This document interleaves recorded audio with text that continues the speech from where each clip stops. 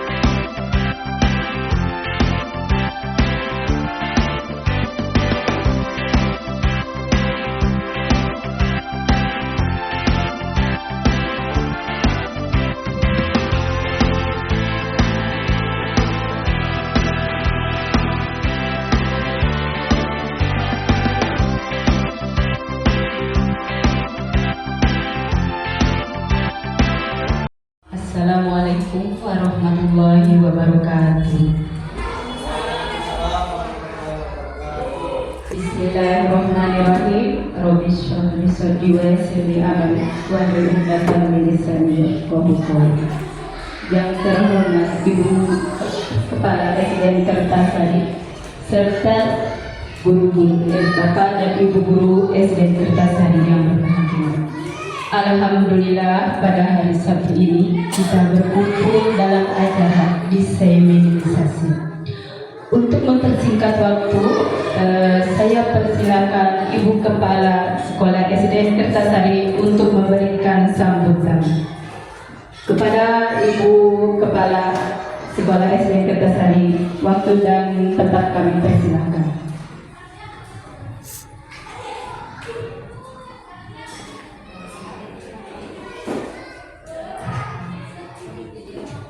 Assalamualaikum warahmatullahi wabarakatuh. Bismillahirrahmanirrahim. Rabbi sholli sadri wa yassir amri wahlul lisani yafqahu qawli. Ibu bapak dewan guru yang saya hormati,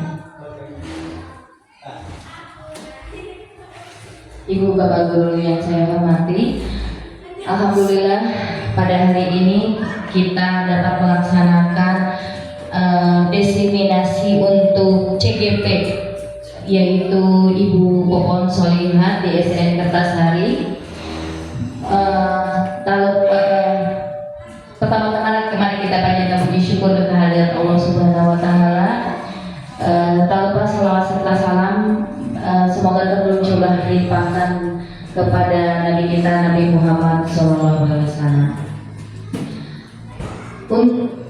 Untuk hari ini mudah-mudahan kegiatan diseminasi CGP Angkatan dilaksanakan berjalan dengan lancar dan mohon disimak Ibu dan Bapak karena CPP ini merupakan program dari pemerintah yang tentunya kita semua juga ikut terlibat di dalamnya untuk mensukseskan pendidikan dan mensukseskan program pendidikan yaitu kurikulum merdeka yang sekarang itu programnya sudah tahap ke-24 ya, yang regen yaitu MPLS, dan program CGP itu merupakan program yang ke-5 dalam program kurikulum merdeka.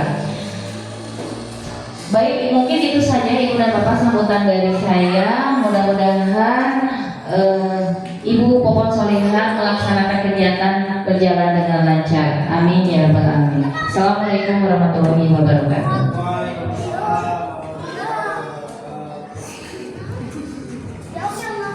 Terima kasih kepada Ibu Kepala SDN Kertasari yang telah memberikan sambutan. Untuk selanjutnya langsung saja saya akan membahas materi tentang budaya positif yang merupakan materi dari modul 1.4 dalam pendidikan guru penggerak. Budaya positif, kita pernah mendengar budaya positif. Apa itu budaya positif?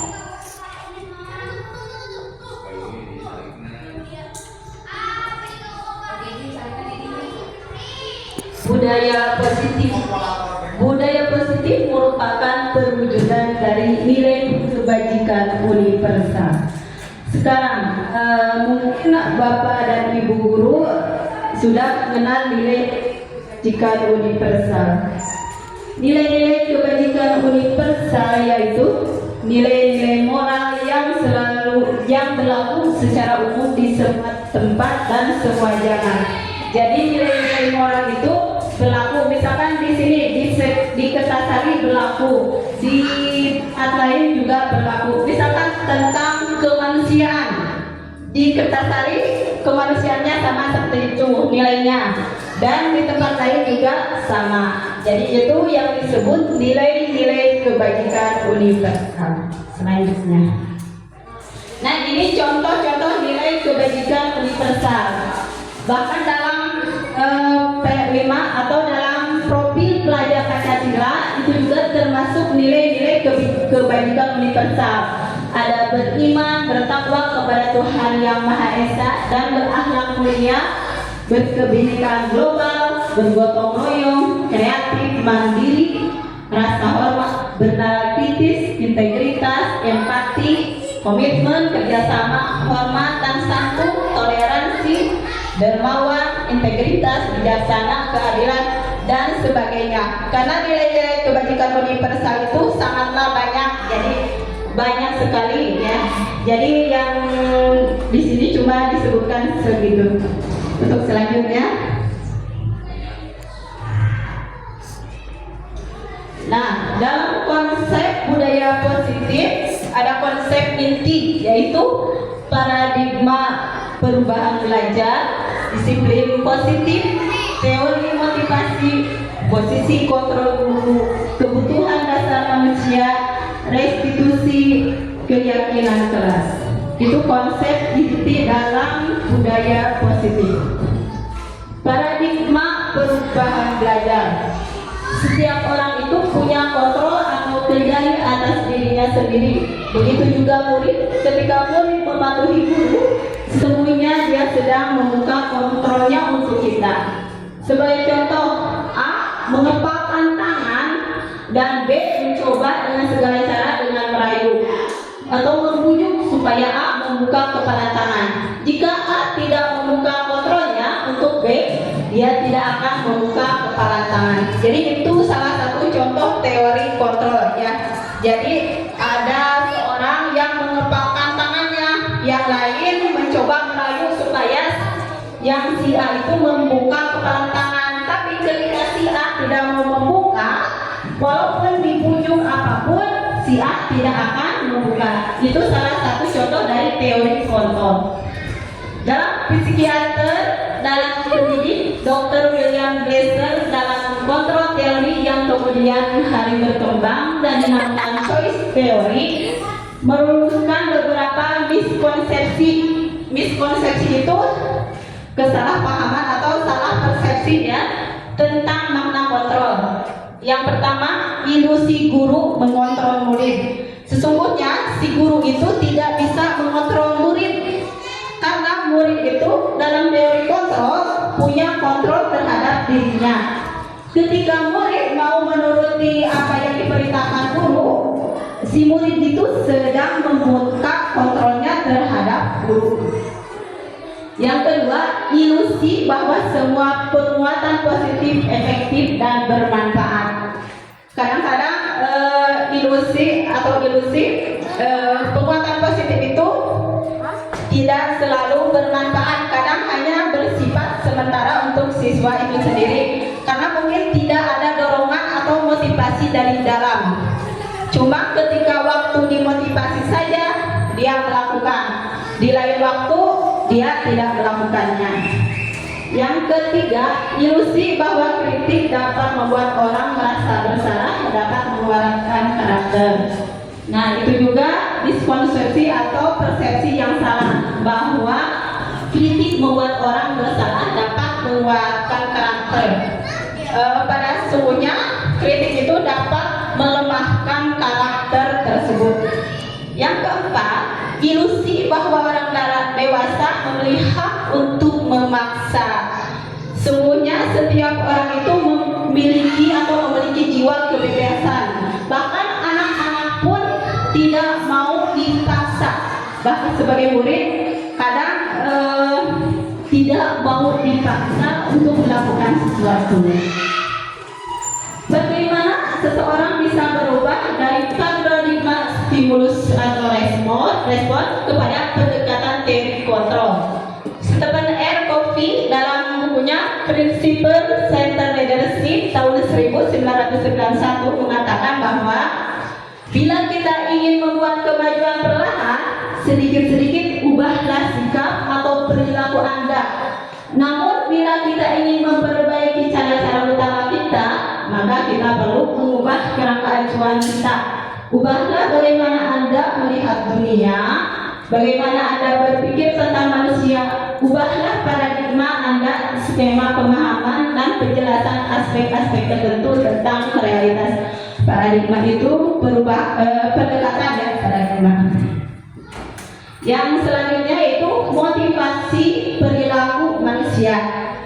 Seseorang melakukan sesuatu karena ada dorongan, baik dari dorongan dari dalam maupun dorongan dari luar. Nah, Diana Gosen dalam bukunya Restructuring School Discipline menyatakan ada 3 motivasi manusia, perilaku manusia. Yang pertama, untuk menghindari ketidaknyamanan atau hukuman. Yang kedua, untuk mendapatkan imbalan atau penghargaan dari orang lain. Yang ketiga, untuk menjadi orang yang mereka inginkan dan menghargai diri sendiri dengan nilai-nilai yang mereka percaya. Siswa memakai atribut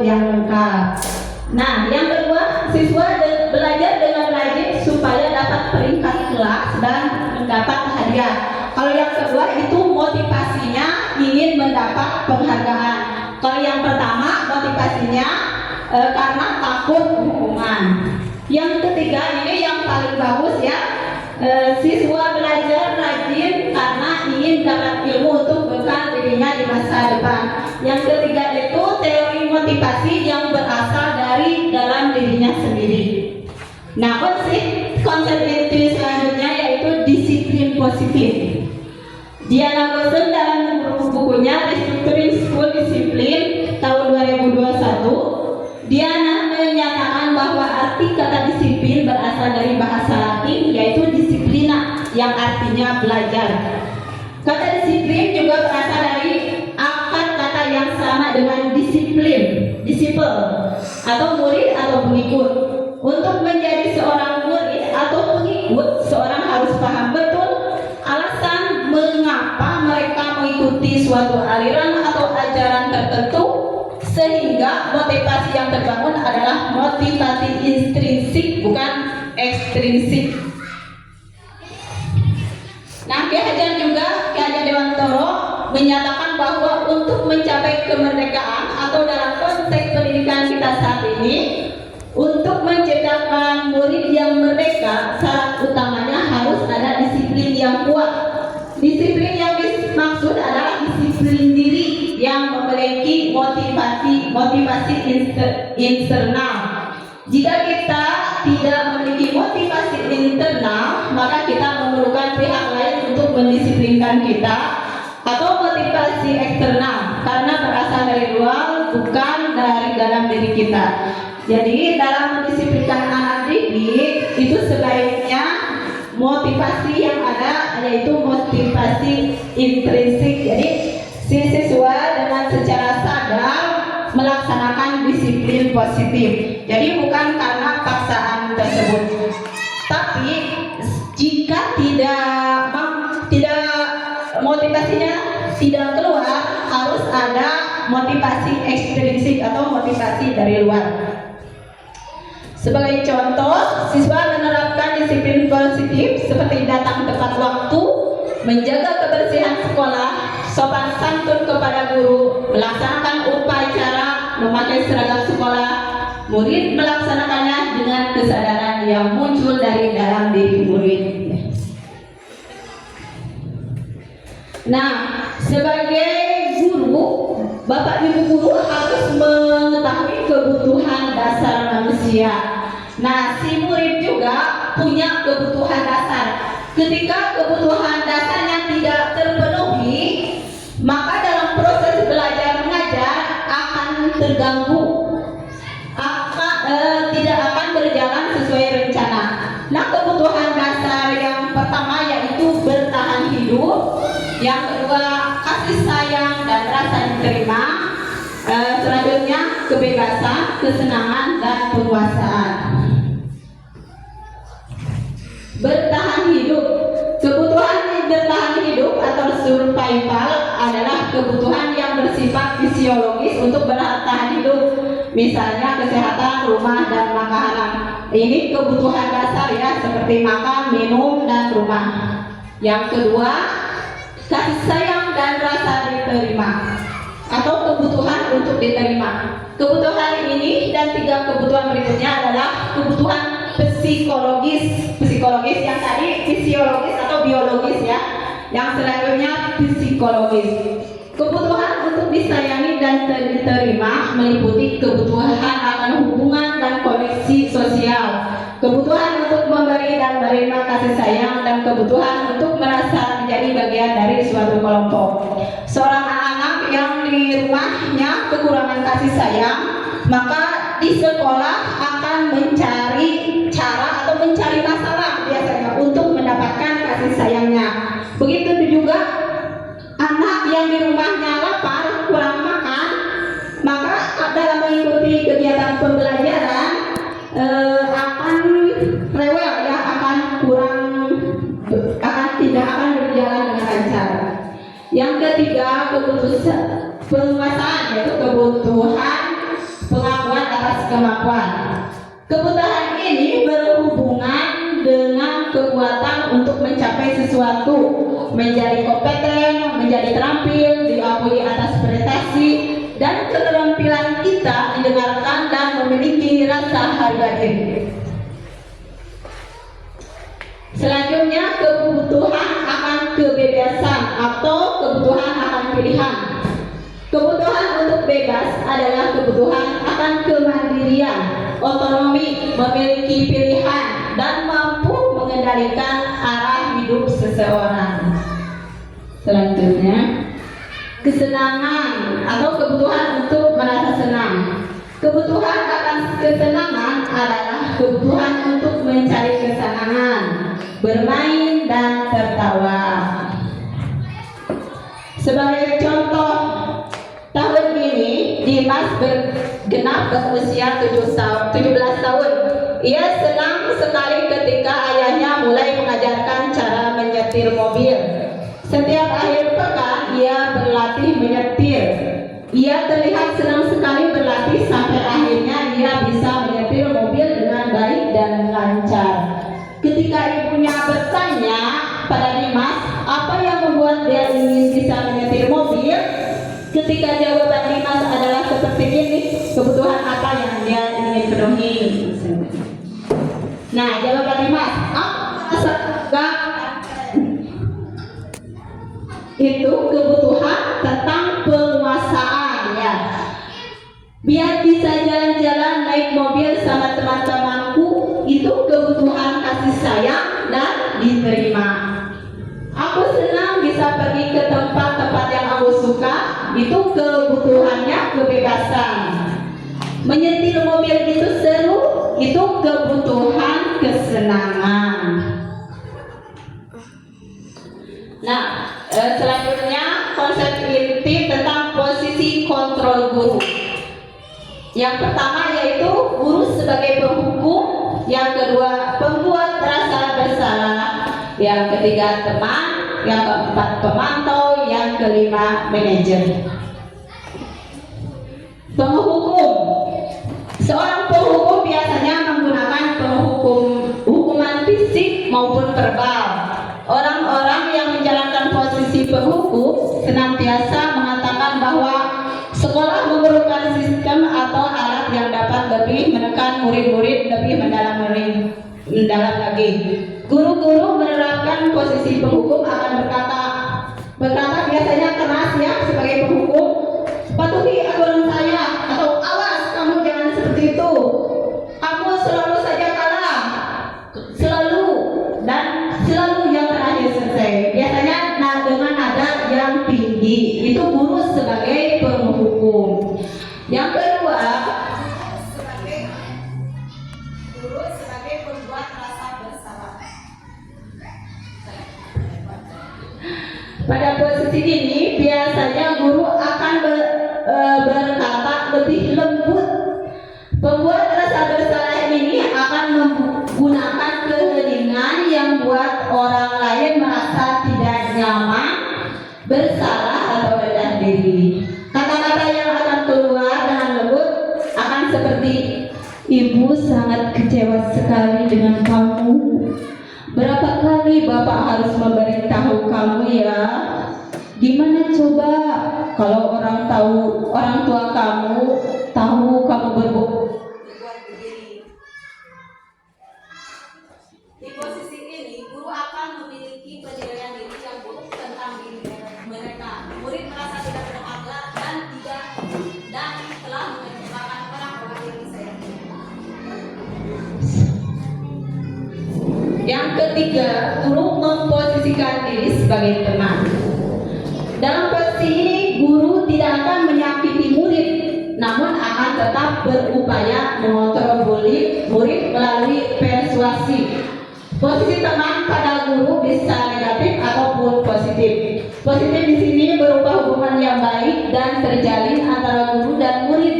Guru di posisi teman menggunakan hubungan baik dan humor untuk mempengaruhi seseorang. Mereka akan berkata, ayo bantulah demi bapak, ya. Ayo tidak bantuan bapak selama ini. Ya sudah, sekali ini tidak apa-apa, nanti ibu bantu bereskan.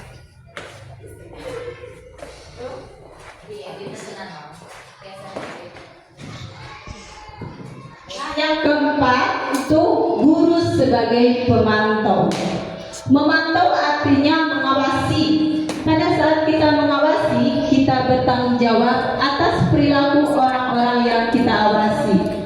Posisi pemantau berdasarkan pada peraturan dan konsekuensi. Dengan menggunakan sanksi atau konsekuensi, kita dapat memisahkan hubungan pribadi kita dengan murid. Sebagai seseorang yang menjalankan posisi pemantau, pertanyaan yang diajukan seorang peraturannya apa yang telah kamu lakukan, sanksi atau konsekuensinya apa. Seorang pemantau sangat mengandalkan perhitungan, catatan data yang dapat digunakan sebagai bukti atas perilaku seseorang. Posisi ini akan menggunakan stiker, slip catatan, daftar cek. Posisi pemantau sendiri berawal dari situasi teoris yang menunjukkan tanggung jawab guru dalam mengontrol murid.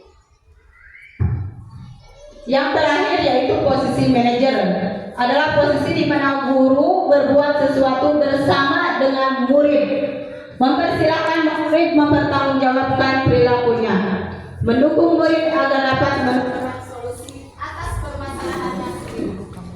Seorang manajer akan berkata, apa yang kita yakini? Kembali ke keyakinan kelas, apakah kamu meyakininya?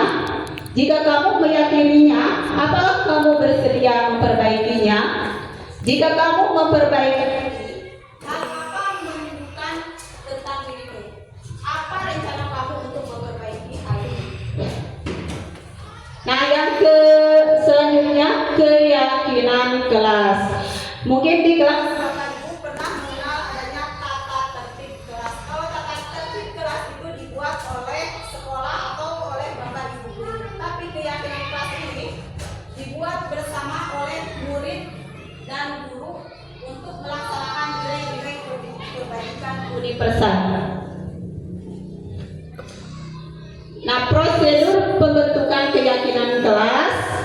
Yang pertama, mempersilahkan warga sekolah atau murid-murid di sekolah atau kelas untuk bercurah. Jadi berdiskusi, misalkan begini, anak-anak, bagaimana kondisi kelas yang kalian suka itu? Nanti si murid menjawabnya. Pendapat tentang peraturan yang perlu disepakati di sekolah atau di kelas.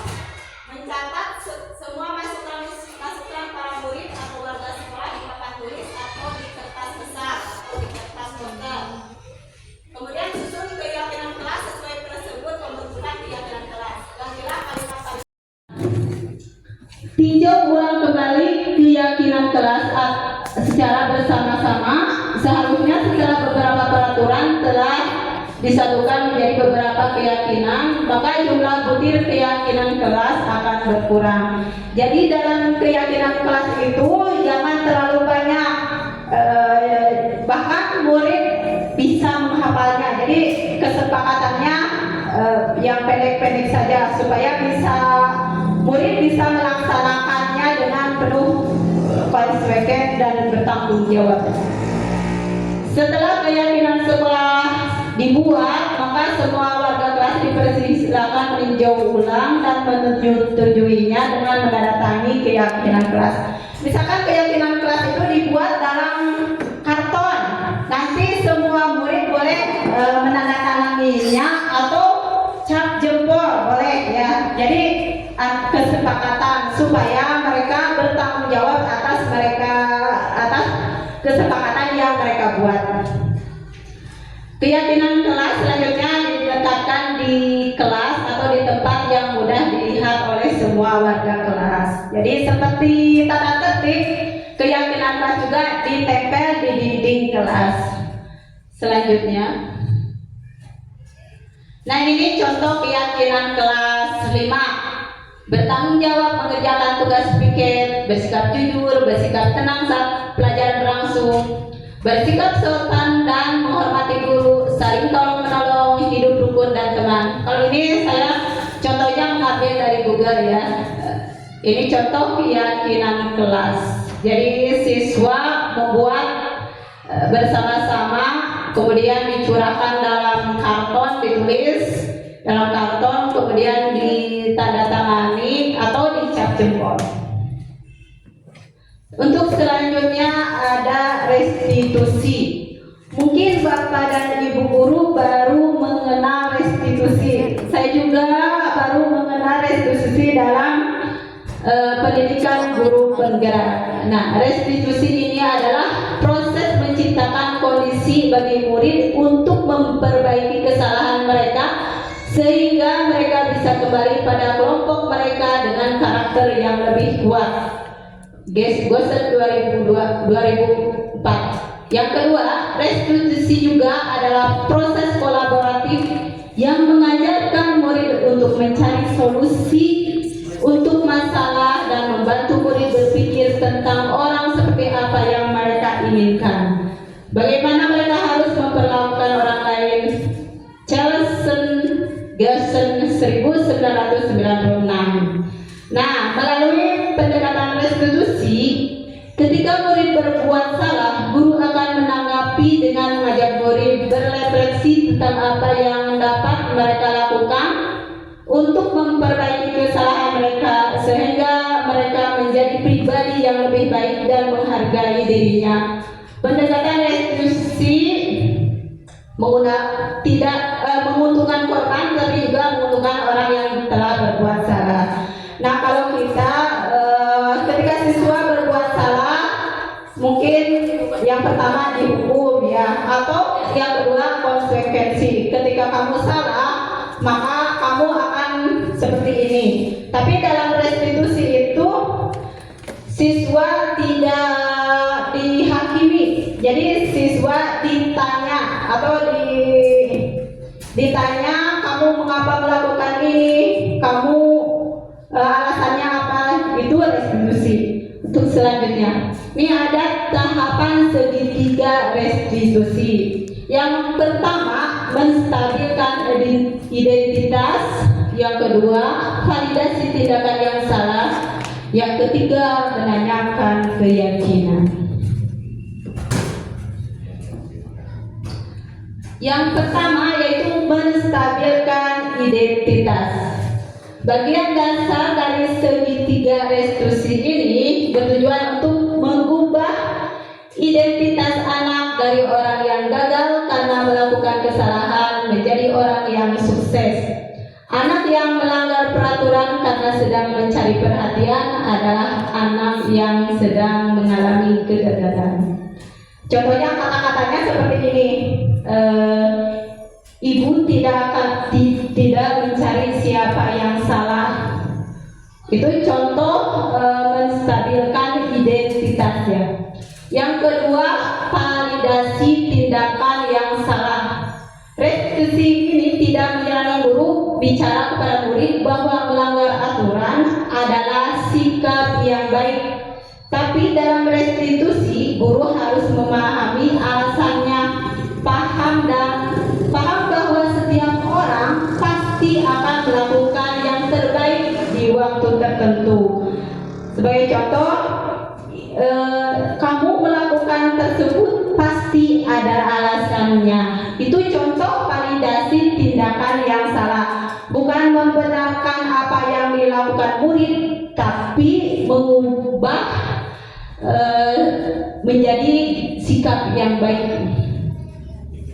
Yang ketiga, menanyakan keyakinan. Ketika identitas sukses telah tercapai dalam langkah 1 dan langkah 2, maka anak akan siap untuk dihubungkan dengan nilai-nilai yang dia percaya dan berpindah menjadi orang yang dia inginkan. Contoh kata-katanya seperti ini. Apakah yang kamu lakukan sesuai dengan kesepakatan kelas? Itu contoh. Sekarang ini contoh restitusi. Anto dan Dino sedang bermain bersama di lapangan basket dan tiba-tiba terlibat dalam sebuah pertengkaran adu mulut. Dino pun menjadi emosi dan mengadakan kontak fisik, menarik meja Anto dengan kasar sampai 3 kancingnya terlepas. Pada saat itu guru piket langsung melerai mereka dan membawa mereka ke ruang kepala sekolah. Ibu Suti sebagai kepala sekolah berupaya menenangkan keduanya, terutama Dino. Dino, sepertinya kamu saat ini sedang marah sekali. Mendengar itu, Dino pun mengalir bercerita tentang kekesalan hatinya. Ibu Suti pun melanjutkan bahwa membuat kesalahan adalah hal manusiawi. Nah, itu yang pertama, menstabilkan identitas ya. Dan bahwa mempertahankan diri adalah hal yang penting. Namun, meminta Dino memikirkan cara lain yang mungkin lebih efektif, karena saat ini Dino berada di ruang kepala sekolah. Ibu Suti melanjutkan bertanya tentang keyakinan sekolah yang disepakati, serta apakah Dino bersedia memperbaiki kesalahan yang telah dilakukan terhadap Anto. Dino pun akhirnya perlahan mengangguk. Kemudian Ibu Suti bertanya kepada Anto, apa hal yang bisa dilakukan Dino untuk memperbaiki masalah? Anto menjawab, saya perlu kancing saya diperbaiki, Bu. Ibu saya akan sangat marah kalau melihat kancing baju saya sampai copot di kancing begini. Ibu Suti pun kembali bertanya ke Dino, apakah yang akan dia lakukan untuk menggantikan 3 kancing Anto yang terlepas.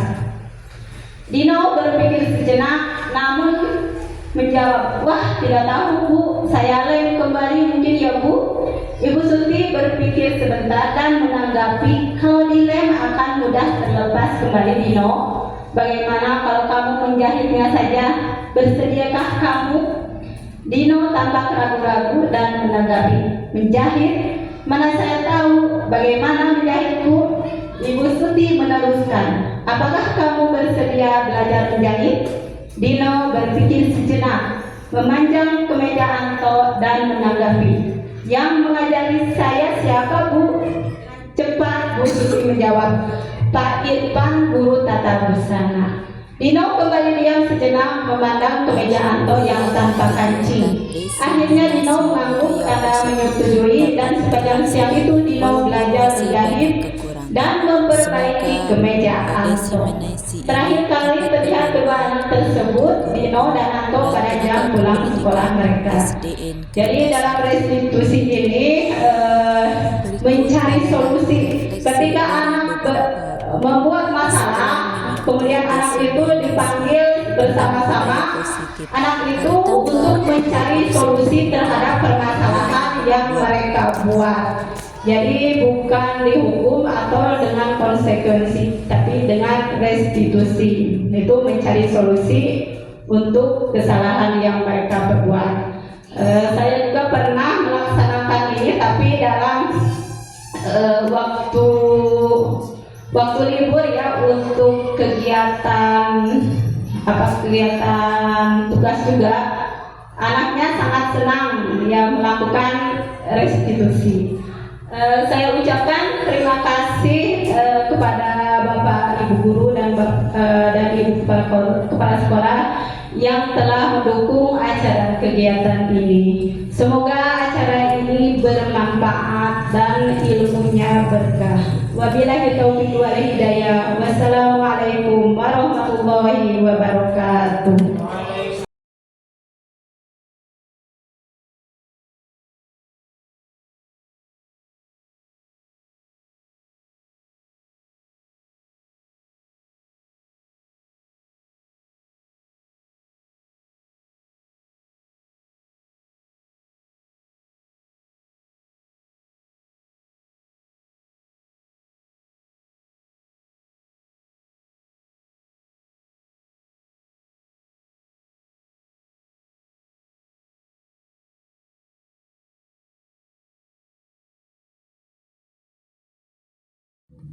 Bismillahirrahmanirrahim. Assalamualaikum warahmatullahi wabarakatuh.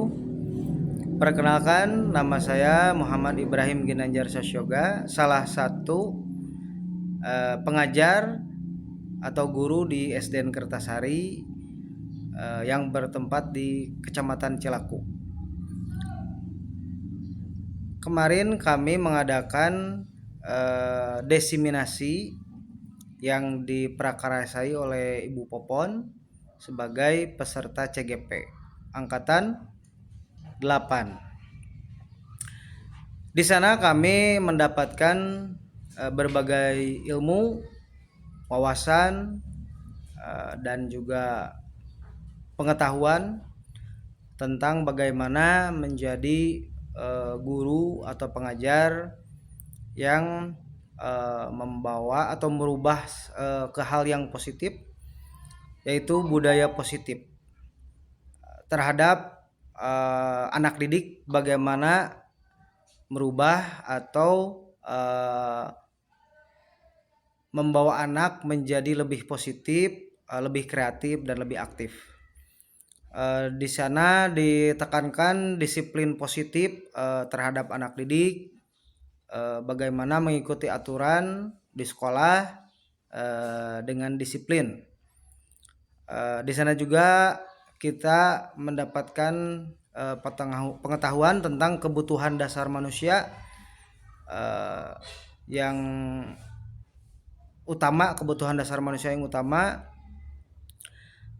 dan bagaimana guru bisa mengontrol atau guru sebagai posisi kontrol di kelas, umumnya di sekolah. Selanjutnya yaitu tentang keyakinan kelas, bagaimana kita meyakinkan anak didik atau meyakinkan peserta pembelajaran.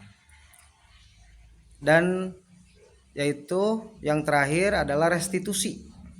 Restitusi itu mengatasi anak didik yang bermasalah. Jadi bagaimana guru mencari solusi atau mencari penyelesaian permasalahan untuk anak didik yang ada masalah atau membuat permasalahan di sekolah. Mungkin sekilas itu tentang materi yang saya dapat, saya cerna dari desiminasi kemarin.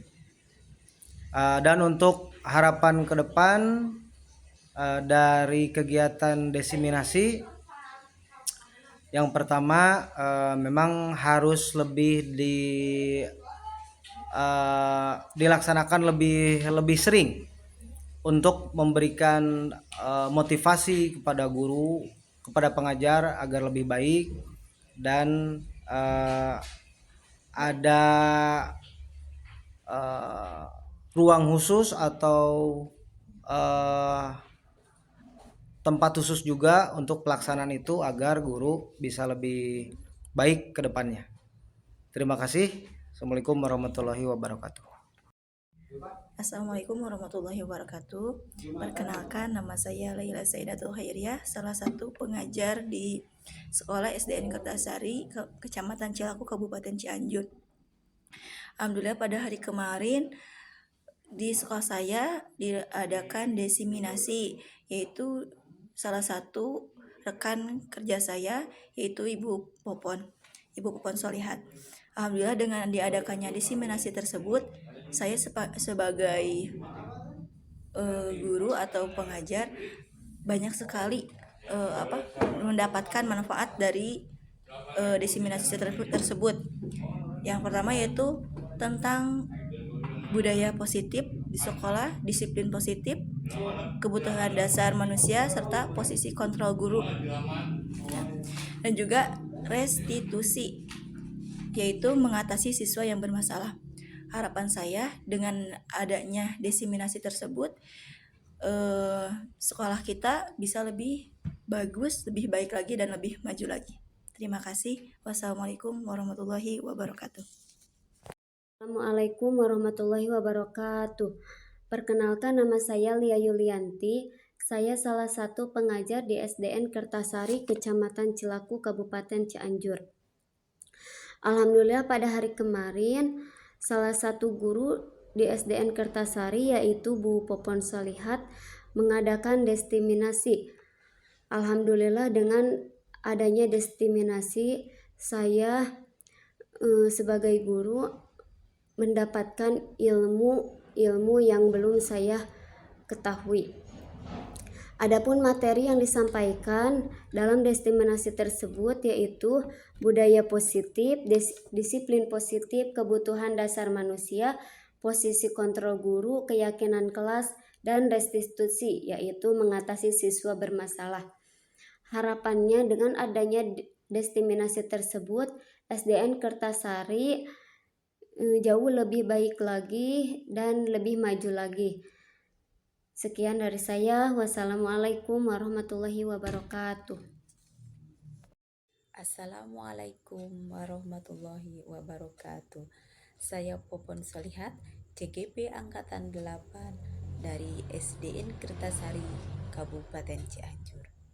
Alhamdulillah, saya telah menyelesaikan tugas saya, yaitu melaksanakan diseminasi modul 1.4 tentang budaya positif. Perasaan saya setelah melakukan diseminasi ini adalah sangat senang karena dapat menyampaikan ilmu yang saya dapat dalam pendidikan guru penggerak ini kepada rekan kerja saya. Saya merasa plong karena saya telah melewati satu tahap yang sangat berat, yaitu mengumpulkan rekan kerja dalam satu tempat untuk diberikan ilmu. Ada perasaan khawatir tentang adanya penolakan, tapi alhamdulillah semua guru mengikuti setiap kegiatan diseminasi.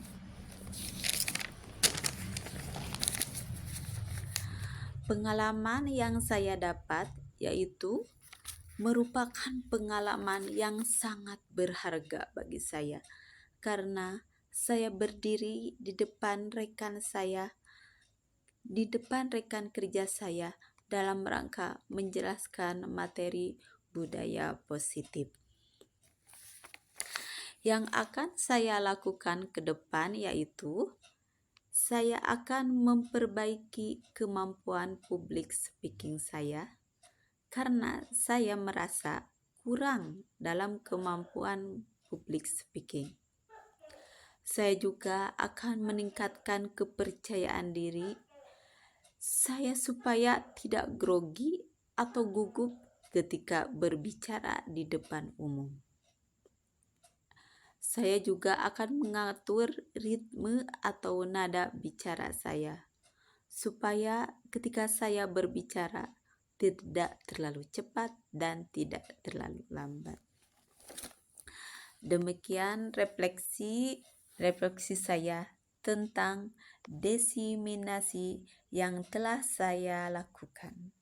Semoga diseminasi ini bermanfaat untuk kita semua, terutama untuk saya sebagai calon guru penggerak dan juga untuk rekan-rekan saya, guru-guru SDN Kertasari dan juga tenaga kependidikan SDN Kertasari.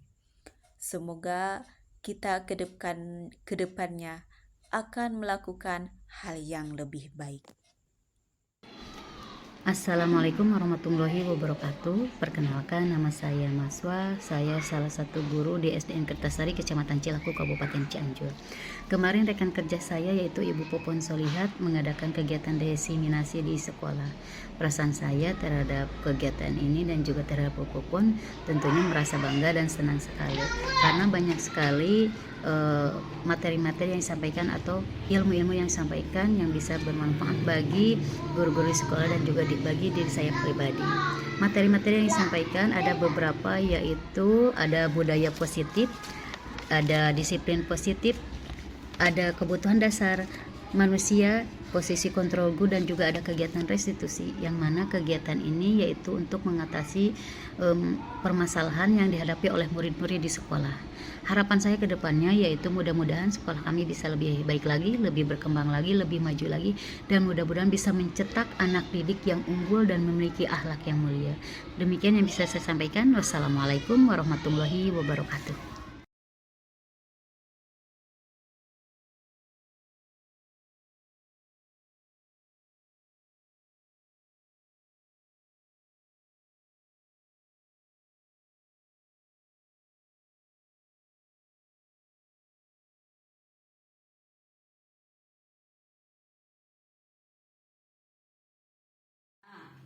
Katanya kamu merobek buku Rina. Iya Bu, tuh Rina kerjaannya mencontek pekerjaan saya. Rina, apa betul kamu mencontek hasil pekerjaannya? Iya Bu. Di sini ibu tidak akan mencari siapa yang salah, tapi ibu akan mencari solusi terhadap permasalahan ini. Mia, untung kamu tidak melakukan hal yang buruk lebih daripada itu. Mungkin saja kamu bisa memukul. Ya Bu, untung saja saya tidak melakukannya. Baik, Mia, kamu boleh berbangga terhadap dirimu sendiri karena kamu mempertahankan sesuatu yang penting dalam hidup kamu. Kamu boleh mempertahankan itu, tapi kamu boleh menambahkan sikap yang baru. Ya Bu, saya tidak akan membiarkan orang lain mencontek. Jika ada orang lain ketahuan mencontek, saya tidak akan membalasnya dengan melakukan perusakan buku. Rina, kamu pasti punya alasan mengapa mencontek hasil pekerjaannya.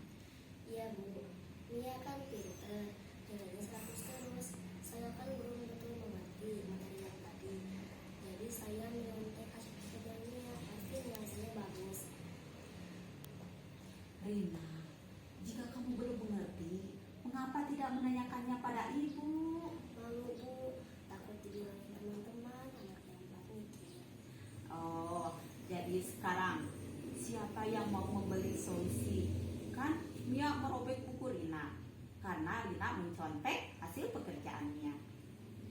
Begini saja Bu, saya akan mengganti buku Rina dan saya akan mengajari Rina tentang materi yang dia belum mengerti.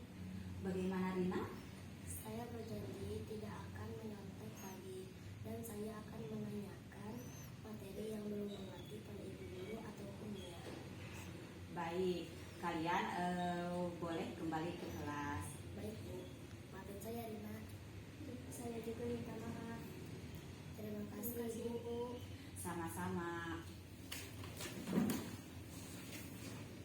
Bila kata ketua kelas, kamu tidak pernah melaksanakan piket kebersihan kelas. Iya Bu. Berapa kali kamu tidak melaksanakan piket kebersihan kelas? Sering Bu, tidak terhitung. Oh, ibu juga waktu sekolah pernah tidak melaksanakan piket kebersihan kelas karena rumah ibu jauh dari sekolah dan kendaraan waktu itu susah sekali, sehingga pas ibu datang ke sekolah pas masuk ke kelas. Kamu juga pasti punya alasan tidak melaksanakan piket kebersihan kelas. Iya Bu, di pagi hari saya selalu membantu ibu saya berberes-beres rumah. Jadi pas berangkat sekolah masuk kelas, jadi saya tidak mengikuti piket kebersihan sekolah. Oh begitu, jadi kamu di pagi hari harus membantu ibumu beres-beres. Baik, ibu bangga sekali padamu. Kamu dapat membantu ibumu di pagi hari.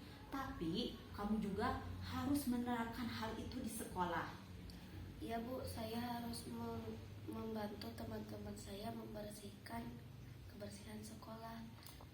Apakah tidak melaksanakan piket kebersihan kelas itu sesuai dengan keyakinan kelas? Tidak Bu, Keyakinan kelas apa yang kamu langgar? bekerja sama bersama teman-teman membersihkan sekolah. Ya, sekarang apa yang harus kamu lakukan supaya di pagi hari dapat membantu ibumu, tetapi kamu juga dapat melaksanakan piket kebersihan kelas? Begini saja Bu, karena di pagi hari saya selalu membantu ibu saya, jadi piket saya diganti menjadi siang sesudah beres sekolah. Baik Dila, usulan kamu ibu terima, tetapi kamu juga harus tetap membicarakannya dengan teman piket kamu. Baik Bu. Terima kasih Dila, sekarang kamu boleh kembali lagi ke kelas.